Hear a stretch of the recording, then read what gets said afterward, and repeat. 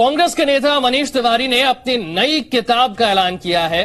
2 दशक में राष्ट्रीय सुरक्षा पर मनीष तिवारी की यह किताब है और इस किताब में उन्होंने जो लिखा है वो एक बड़ी खबर है आज की। वो ये है कि 26/11 हमले के बाद बड़ी कार्रवाई की जरूरत थी। ये मनीष तिवारी कहते हैं कि मुंबई में जब 2008 में हमला हुआ उसके बाद बड़ी कार्रवाई की जरूरत थी, शब्दों से ज्यादा कड़ी कार्रवाई जरूरी थी। और वो ये भी लिखते हैं कि 2017 में डोकलाम के विवाद को टाला जा सकता था। डोकलाम का विवाद जो कि 2017 में हुआ उसे टाला जा सकता था।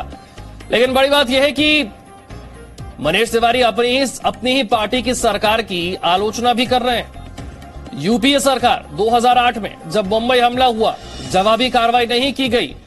मनीष तिवारी का कहना है कि वो जवाबी कार्रवाई जरूरी थी, शब्दों से ज्यादा कड़ी कार्रवाई की जरूरत थी, उस वक्त कार्रवाई की जानी चाहिए थी। यानी कि मनीष तिवारी जिक्र कर रहे हैं 2008 का, 26 नवंबर 2008 जब मुंबई में पाकिस्तानी आतंकियों ने हमला किया था। लश्कर तैयबा के 10 आतंकी मुंबई में घुस आए थे, हमला किया था उन्होंने। क्या लिखा उन्होंने? एक ऐसे राष्ट्र को जिसको सैकड़ों बेकसूर लोगों को मारने में कोई परेशानी नहीं होती, उसके लिए संयम दिखाना ताकत की निशानी नहीं है, उसे कमजोरी की तरह देखा जाता है। कभी कभी समय आता है जब शब्दों से ज्यादा कार्रवाई पर ध्यान देना चाहिए। 26/11 कुछ ऐसा ही समय था जब यह करना चाहिए था। इसीलिए मेरे मुताबिक भारत के 9/11 के बाद एक कड़ी कार्रवाई होनी चाहिए थी। यानी कि 26 नवंबर 2008 की तुलना मनीष तिवारी 9/11 हमले से करते हैं। 9/11 हमला जो अमेरिका में हुआ था, जो अलकायदा ने किया था, यानी कि 26 नवंबर 2008 का हमला, यह भारत के लिए एक तरह से 9/11 वाला मोमेंट था। और उसी तरह की कार्रवाई जैसे अमेरिका ने की थी ओसामा बिन लादेन के खिलाफ, वैसी कार्रवाई भारत को पाकिस्तान के खिलाफ करनी चाहिए थी। इसके अलावा वो लिख रहे हैं कि जुलाई 2018 में मोदी सरकार के रक्षा और वित्त मंत्री ने वित्तीय बाधाओं के खिलाफ माउंटेन स्ट्राइक कॉर्प्स को बनाने की योजना रद्द कर दी। एलएसी पर बढ़ते तनाव की वजह से डोकलाम हुआ, लेकिन उसे 2017 में ही रोका जा सकता था अगर माउंटेन स्ट्राइक कॉर्प्स बना ली जाती, उन्हें ट्रेनिंग दी जाती और अगर अच्छे से उनका इस्तेमाल किया होता। माउंटेन स्ट्राइक कॉर्प्स को रद्द करना इस सरकार की राष्ट्रीय सुरक्षा को लेकर बड़ी भूल थी। यानी कि एनडीए की सरकार और यूपीए की सरकार दोनों की ही आलोचना वो इस किताब में कर रहे हैं। उन्होंने ट्वीट भी किया है। ट्वीट यह है कि यह घोषणा करते हुए खुशी हो रही है कि मेरी चौथी किताब जल्द ही बाजार में आएगी। 10 फ्लैश पॉइंट, 20 साल, राष्ट्रीय सुरक्षा की स्थितियां जिसने भारत को प्रभावित किया। यह किताब पिछले 2 दशकों में भारत के सामने आई बड़ी राष्ट्रीय सुरक्षा चुनौती का वर्णन करती है। यह उनका ट्वीट और उनकी किताब में क्या लिखा गया है। 2 बड़ी घटनाओं का जिक्र उनकी किताब से हमने किया। पहली 2008 मुंबई में हुआ आतंकी हमला और दूसरा डोकलाम विवाद। रवि त्रिपाठी मेरे सहयोगी हैं इस वक्त मेरे साथ। रवि, मनीष तिवारी की किताब में ये जो बातें हैं इनसे बहुत ज्यादा हैरानी नहीं होनी चाहिए, क्योंकि पिछले दिनों चाहे नवजोत सिंह सिद्धू और इमरान खान की दोस्ती को लेकर मुद्दा उठा हो, या फिर राहुल गांधी के हिंदुत्व पर बयान को लेकर मुद्दा उठा हो, और या फिर यह अब 2008 का मुंबई हमला, मनीष तिवारी की सोच अपनी ही पार्टी और अपनी ही उस समय की सरकार को लेकर आलोचना की रही है और एक बार फिर वही होता हुआ नजर आ रहा है। जी बिल्कुल, देखिए मनीष तिवारी को कहा जाए तो आजकल लगातार हमलावर है। हमलावर वो ज्यादातर अपनी ही पार्टी पर हमलावर है, अपनी पार्टी की नीतियों को लेकर हमलावर है। नवजोत सिंह सिद्धू के मामले में देखिए लगातार वो हमलावर है। नवजोत सिंह सिद्धू का पाकिस्तान प्रेम जब दिखता है, चाहे जब भी इमरान प्रेम दिखता है, तब भी वो हमलावर रहे हैं। खासतौर पर G23 के नेता है। देखिए G23 में के नेताओं में उनका नाम शामिल है और वो इसके पहले कन्हैया कुमार को जब शामिल किया गया कांग्रेस में, तब भी उन्होंने सवाल उठाया, कहा कि क्या कांग्रेस पार्टी टुकड़े टुकड़े गैंग के साथ है। तो कांग्रेस पार्टी को अटैक करने का कोई मौका मनीष तिवारी नहीं चूक रहे हैं। और अगर इस किताब की बात की जाए तो एक तरह से उनकी सरकार थी, उस सरकार में हालांकि वो बाद में मंत्री बने थे, यूपीए 2 में मंत्री बने थे, लेकिन यूपीए 1 के दौरान जो घटना होती है मुंबई अटैक, उसके दौरान जिस तरह से कार्रवाई हुई उसको लेकर सवाल उन्होंने उठाया और अपनी ही सरकार को घेरा है। तो कहीं ना कहीं उनके जो बयान है, चाहे उनके जो ट्वीट है और उनके जो स्ट्रेटजी है, उससे लग रहा है कि पार्टी से उनकी राय इतर होती जा रही है।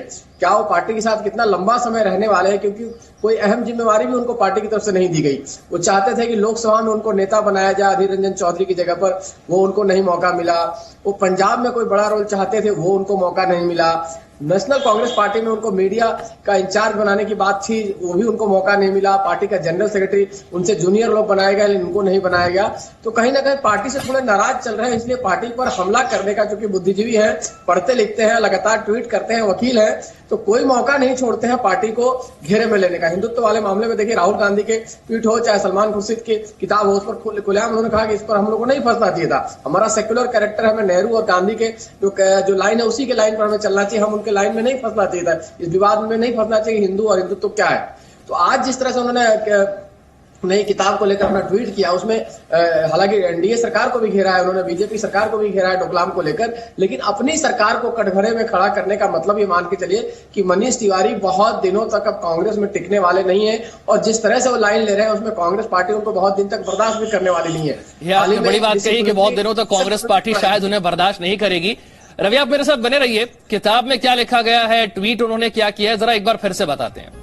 देखिए, ट्वीट ये है कि ये घोषणा करते हुए खुशी हो रही है कि मेरी चौथी किताब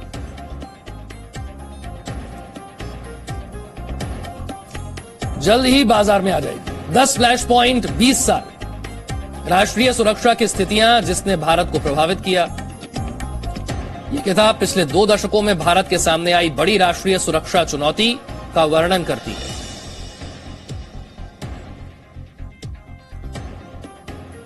रवि, लेकिन हैरानी की बात है, 2008 की घटना को इतने साल हो गए, लेकिन आज तक मनीष तिवारी ने कभी ये नहीं कहा कि उस वक्त जो किया गया वो गलत था। ये उन्होंने कभी नहीं कहा कि उस वक्त कार्रवाई की जानी चाहिए थी। यहां तक कि जिस वक्त कांग्रेस पार्टी सर्जिकल स्ट्राइक और एयर स्ट्राइक के बाद सवाल पूछ रही थी, तब भी मनीष तिवारी ने नहीं कहा कि सवाल नहीं पूछे जाने चाहिए, बल्कि उस वक्त कांग्रेस को भी ऐसी ही कार्रवाई करनी चाहिए थी।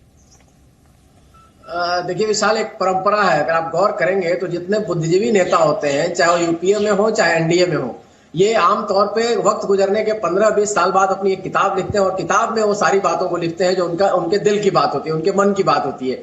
तो ये तरीका है, और इससे पहले भी आप देखिए बीजेपी में यशवंत सिन्हा से लेकर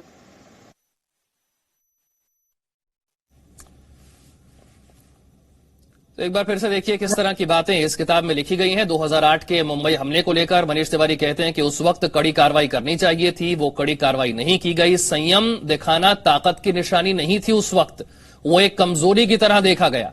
यानी कि भारत ने जो संयम दिखाया, पाकिस्तान पर कार्रवाई नहीं की, वो कोई ताकत की निशानी नहीं थी, बल्कि उसे कमजोरी की तरह देखा गया।